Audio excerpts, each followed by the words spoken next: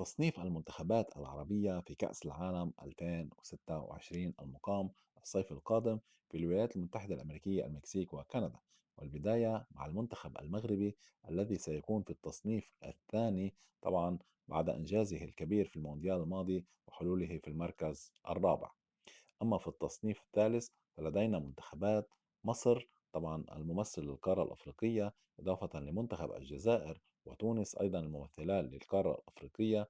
وطبعا لدينا بطل آسيا منتخب قطر الذي استضاف المونديال الماضي، إضافة للمنتخب السعودي الذي يشارك بشكل مستمر في المونديال أيضا في التصنيف الثالث.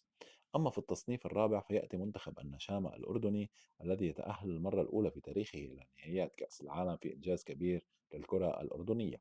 وأيضا سيحل في التصنيف الرابع منتخب العراق في حال تأهله إن شاء الله إلى المونديال ليكون ثامن العرب في كأس العالم.